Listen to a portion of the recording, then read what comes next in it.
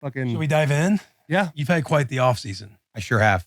Can you walk us through the first moment you found out that you had cancer? Boy, it happened for me. Obviously in a crazy way that I've shared with you. But I was just doing a routine physical, New Orleans Saints. It's early in the morning. I'm just trying to get all the shit out of the way just so I can go have breakfast. Right. I just flown back in from Cincinnati. I did a physical with them. I did some meetings, some interviews. Just trying to gauge what I wanted to do and where I wanted to go. And a big thing for me was I wanted to see the facility before I made a decision, just because I spend a lot of time there. So I'm going in the morning and I'm going to do my physical. I got the needle in my arm. I just given blood. I'd peed in the cup. All I have to do is like just get touched on a little bit. I shouldn't have to do any scans and I'll be good to go. And all of a sudden this guy, his name's Dr. John Amos, puts his hand on me, feels something weird right up here in my left clavicle. And going through it, I had felt something up here before, and I'd known it was a lymph node. They've gotten bigger and they've gotten smaller from when I've gotten sick. So normally when I'd feel it or I'd notice it, I'd be like, oh, I must be getting sick. And going back and thinking through the times that I had felt it, it should have been more obvious to me that something was wrong. So when he felt it, he knew something was wrong, triggering me to go do a couple of scans, sit there, just kind of wait. I'm talking with the driver. It's a guy who works for the Saints. His name's Harry. He's in their scouting department, and we're just talking about our March Madness brackets, right? And so I'm like, all right, yeah, we got this going on. He's like, oh man, I really like so and so this year. I'm like, oh yeah, it's cool. Basically, John Amos gets back from the radiologist that's upstairs, and he says, hey, call Mickey Loomis, the GM. He says, call Mickey, tell him breakfast is off. Consider the physical canceled. Like, we have some stuff to do. And he comes in and sits me down, and he's just kind of got that. Like, how am I going to deliver this? I have bad news. Yeah, hold on. When he felt the lymph node, what was the doctor's reaction to send you into radiology? He said, oh, that's interesting. Okay. And so he felt that there. And then he felt underneath to try to feel the other lymph node to see if that was inflamed, kind of in my pec, but it was deeper in there. So he really couldn't feel it as well. Mm-hmm. And so he's walking with me, and we're going to do the scans, and he's walking me through symptoms, right? Because initially he feels that, and he's like, okay, that's a highly inflamed lymph node. That should not be that big, no matter how sick you are. No, that's just what I'm imagining he's thinking. He's not trying to trigger me to be nervous. And so Were you nervous? Of Were you course. starting to think like, this happened several times in my, Yeah, because the doctor, he seems like he's not trying to make it a big deal. He's like, hey, we have to go do a couple scans. My first thought would be like, hey, what are the scans about? Like, trying to figure out the answer to the question. Answer to the reason. We were trying to figure it out as we were going, right? Because it's a routine physical. He's not supposed to find anything, right? He's more looking, and he's doing that for me. He's not really doing that for the team. Yeah. Like, he's supposed to check my joints, my knees, my elbows, my wrists, my neck. He's supposed to make sure I'm healthy, not in the form of real, like, physical health. It's supposed to be athletics. But it was the first thing he touched. And from there, you could just kind of see he was a little more frantic, not really as patient. And he really just started to, like, kind of get things into gear. From there, I'd kind of felt like, yeah, there's probably something going on. Especially when we started doing tests and he was a little nervous about it. I'm like, okay. For me at that point, I'm like, okay, this could be really bad. Cancer, probably. This could be this. You thought to yourself. That was my initial thought. I'm like, and probably 2 or 3 weeks before that, I had felt that and said, God, what if that's just like a tumor in my body? Like, what if that's not supposed to be here? It doesn't feel like that over here. What if it is cancer? I'll probably find out on my free agency visits. And then that comes up, free agency comes up. I'm stressed out. I'm not thinking about it. Right.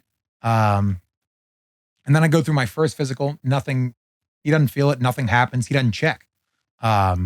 And then the second guy comes and I'm like, oh yeah, I did have that. That is weird.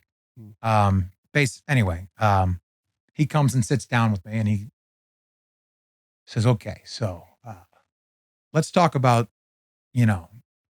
Hodgkin's lymphoma.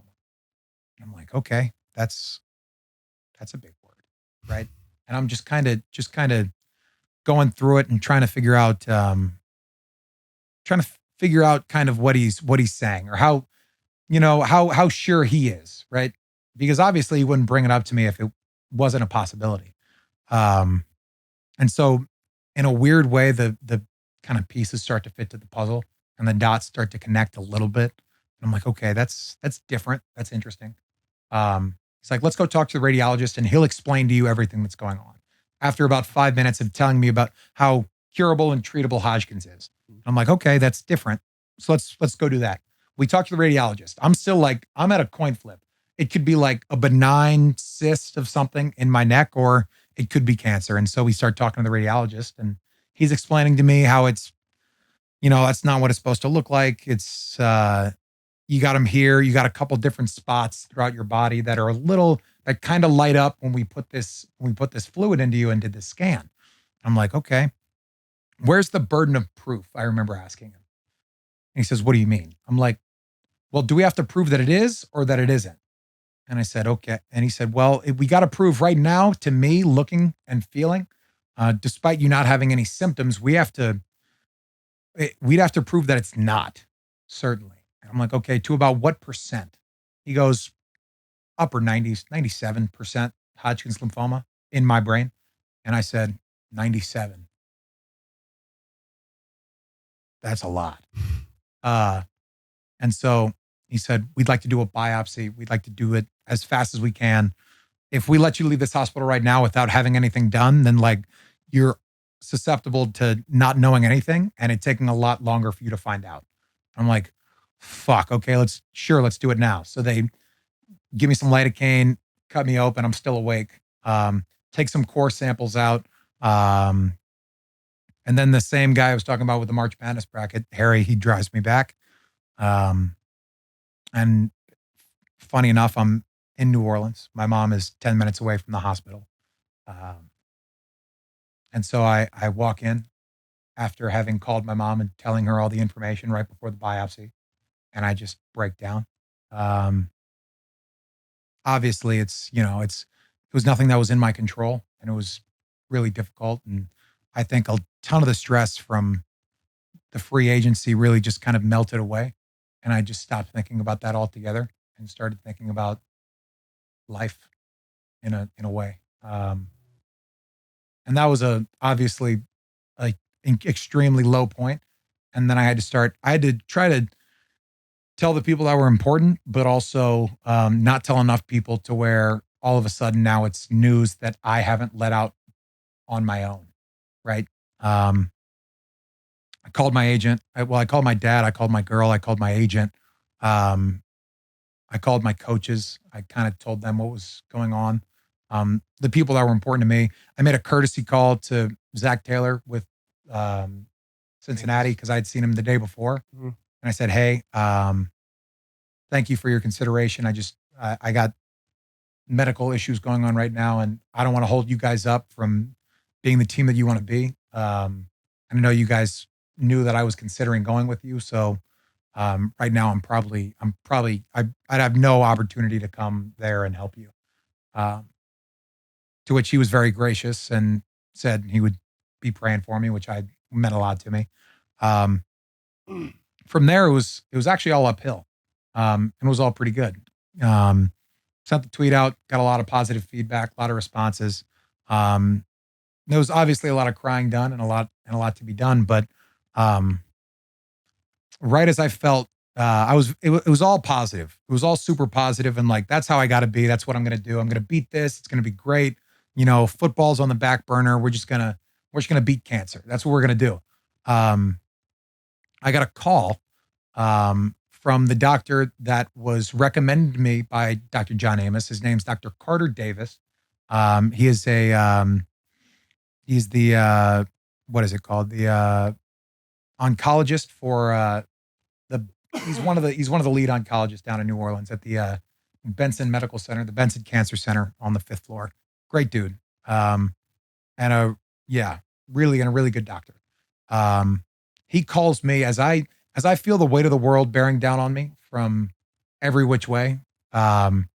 Just talking to people and seeing their experiences. Namely, I remember one guy that I was talking to was like, yeah, a relative of mine went through this. And I'm like, oh, well, how bad's the chemo? How bad's the radiation? It's bad, but you could push through it. He goes, no, man, it sucks. Brutal shit now. It's like, it's brutal. And I'm like, okay, so I want to kill myself. This is gut wrenching. But right as I feel it all bearing down on me, and I'm as stressed as I'd ever been in my life, Carter Davis gives me a call and says, "Hey, we just got your cell type back from your initial biopsy of your cancer diagnosis." So this is something I learned, that everyone's cancer is different, because obviously there's a ton of different types, right? There's breast cancer, there's ovarian cancer, there's leukemias, there's even Hodgkin's has two. There's Hodgkin's and there's non-Hodgkin's. Non-Hodgkin's being in your bone marrow. There's just so much that I didn't know and that couldn't be learned. And from there's different cell types. So I had there's 95 to 97% of patients have lymphocyte predominant cell type, which means it's the most researched form of Hodgkin's lymphoma. What I wound up having was it was nodular lymphatic predominant Hodgkin's lymphoma. So it was less aggressive, it was slow moving, and it didn't require chemo, radiation, or any of the other life-altering things that you'd have to go through.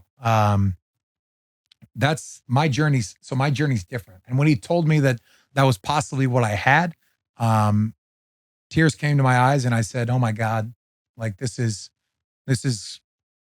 God's active hand waving over me. I was shocked. I was shook. I'm still shook thinking about it. It gives me chills. And it makes my heart race. But there was just such an outpouring of faith and belief and prayer that had been sent to me. I couldn't see it any other way. And I did a secondary biopsy that you could see right here, where they put me under, took out a ton of that lymph node, and ran a bunch of tests just to make sure it was what we thought it was. They were what we thought. Yeah. Whatever. Anyway, but it was. It wound up being the. I love just humor in the middle of it. Yeah. Gotta get that. They were who we thought they were. Yeah. But it was NLPHL. And so from there, I remember I was watching my little cousin's tennis match. He's a tennis player down in Baton Rouge at LSU. And I got that call, and it was the nurse. She's like, "Hey, it's overwhelmingly positive news. It's NLPHL, no chemo, no radiation, and you're gonna be back to what you want to do in a month. We're gonna schedule you a week from now. You'll be back a month after that." And I said, "That's unbelievable. That's no way. That's honestly the greatest news I might." Next to an I do from the person I marry, and it's a boy or it's a girl, and it's a healthy baby. That'll probably be the best news I ever received in my life. Unbelievable. So I went and I did my one transfusion with this drug called rituximab,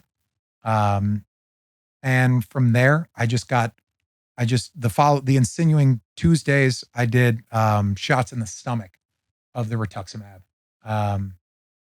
And after that, I walked out of that hospital, and the day after, I signed with the Saints. Fuck, man. That's a fucking wild story. Yeah.